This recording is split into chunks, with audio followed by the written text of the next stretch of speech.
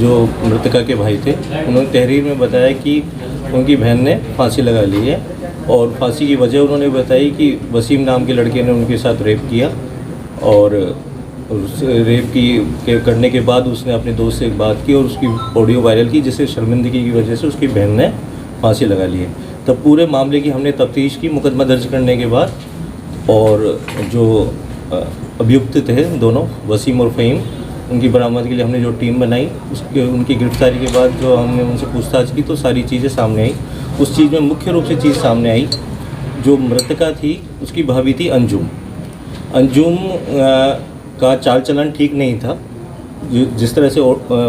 बाकी लोगों ने बताया और गांव में हमने पूछताछ की तो उसका चाल चलन ठीक नहीं था। इसकी वजह से उसके सास ससुर, उसके हस्बैंड, उसकी नंदों द्वारा उसको ताने मारे जाते थे, जिससे वो परेशान थी। तो वो कोई मौका देखना चाह रही थी अपनी ननद के खिलाफ, कोई ऐसा मौका मिले ताकि वो उसको प्रेशर बना सके अपनी ननद पर। तो उसको एक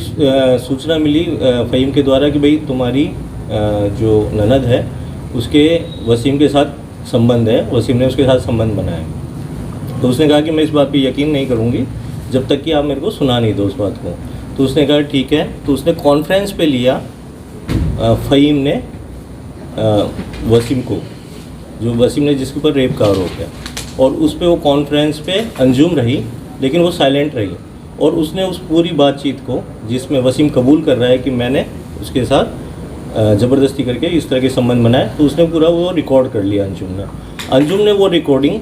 अपने देवर, जो परिवार में देवर लगता है जहीर, उसको वो रिकॉर्डिंग उसने भेज दी। रिकॉर्डिंग के बाद उसके जो देवर है जहीर ने उसके पति को बताया, जो पति है इरशाद, अंजुम के जो लड़की का भाई भी है,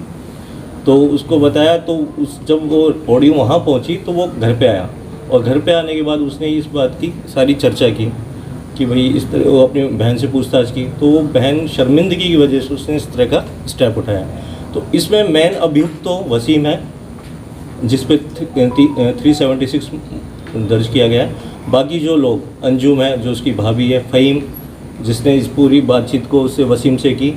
और ये सारी जो घटनाक्रम था अंजुम ने वसीम के साथ, फ़हीम के साथ मिलकर किया, और बाद में इस रिकॉर्डिंग को जहीर को भेजा। तो इस घटना में पूरा एक जो इस तरह का जो मतलब एक गठबंधन बना इन लोगों का, तो उसमें 120 के तहत इनके ऊपर